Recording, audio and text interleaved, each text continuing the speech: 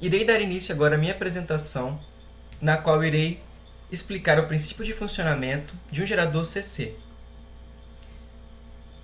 Este assunto está contido na matéria de Máquinas Elétricas, na qual sou orientado pela professora Netaliane, e meu nome é Felipe Denadai Castro.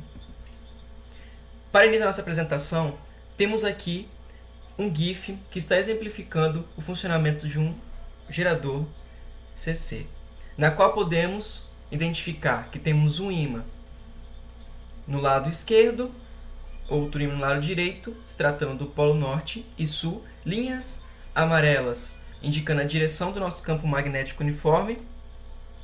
Temos essas bolinhas em amarelo indicando a movimentação dos elétrons, em azul rotacionando juntamente a nossa bobina, o nosso anel comutador. Levando em consideração que essa bobina está entrando em rotação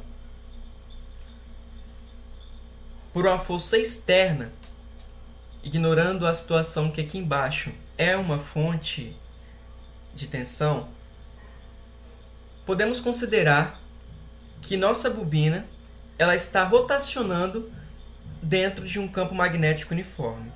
E aí nós podemos entrar junto com a lei de Faraday e Lins, na qual explica que quando nós temos uma movimentação relativa entre uma bobina,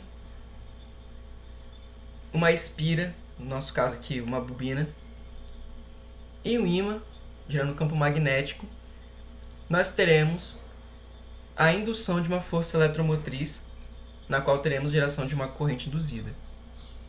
Aqui podemos perceber que nós temos três momentos. Um momento no qual nossa bobina está com a força em vez de apontando para cima. O segundo momento no qual ela centraliza 180 graus, e aí nós temos ela perpendicular ao nosso campo magnético. E o terceiro momento na qual ela está aqui, próximo ao nosso ímã de polo norte, dessa vez com a força apontando para baixo. Aqui nós podemos aplicar a regra da mão direita, na qual seguiremos a linha do campo magnético, saindo de norte para sul, a força apontando para cima, e teremos então que a corrente ela deveria estar saindo da tela, no caso vindo para fora, aqui representado pelas bolinhas amarelas, nossos elétrons saindo e entrando aqui no que nós poderíamos considerar ser uma lâmpada, ser um resistor. No segundo momento, nós não temos aparência de nada, como foi dito, e assim não temos corrente, como podemos ver nesse momento que ele para, igual na hora que ele está centralizado, os elétrons param de se movimentar. Então ele retoma, e agora se aplicarmos a regra da mão direita, poderemos perceber o seguinte: o campo magnético continua com o mesmo sentido. Enquanto isso, a força, dessa vez ela está apontando para baixo. Nós temos a indicação da corrente entrando na tela, como é possível perceber aqui, ela está entrando. Há uma mudança, se acompanharmos um lado da bobina, de polaridade. E essa mudança de polaridade, ela deveria criar uma corrente alternada. Porém, o anel comutador ele tem essa função de, no momento que é trocada a polaridade da bobina, ela faz contato com as nossas escovas aqui, representado pelos quadradinhos pretos, com o outro lado da bobina, que se encontra na mesma posição que ele estava anteriormente. E assim nós conseguimos manter uma corrente contínua e fluida. Aqui temos o exemplo de um dínamo simples. No canto superior esquerdo aqui temos uma outra variação do que seria um gerador. Porém, no lugar dos nossos ímãs de campo contínuo, nós temos aqui enrolamentos, bobinas indutoras, que ao serem energizadas irão gerar para a gente o campo magnético. Temos aqui o nosso anel comutador do mesmo jeito, aqui chamado de o coletor. E temos aqui as escovas de carvão fazendo contato. E aqui, como eu havia dito, uma lâmpada ou uma resistência, dependendo de qual função você está querendo utilizar aquela energia que está sendo gerada. Aqui nós temos um exemplo maior, no qual na ponta dele temos aqui uma polia.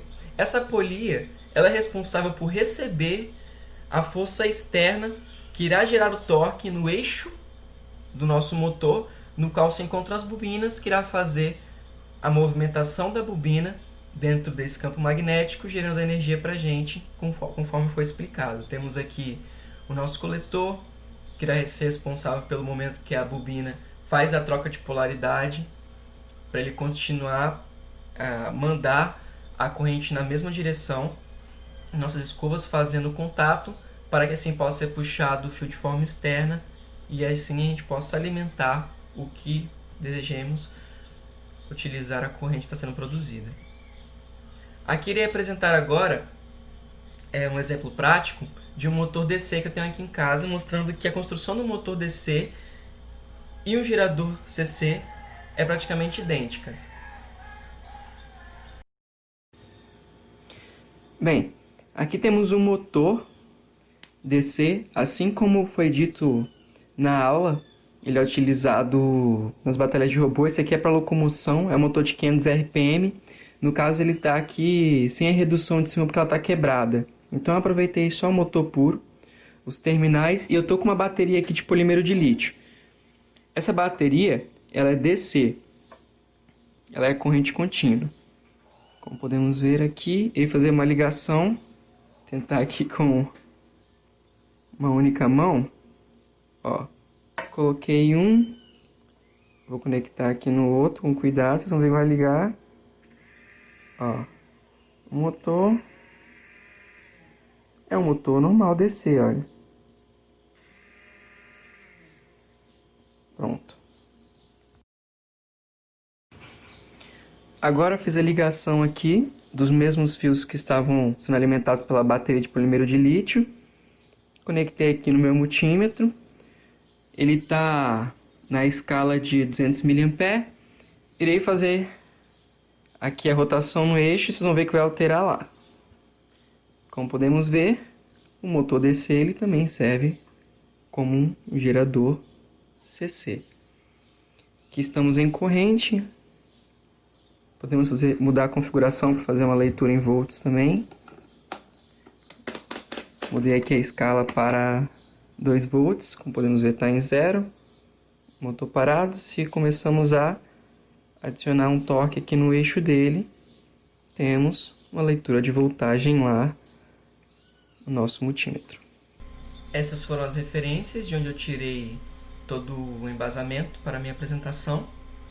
Muito obrigado.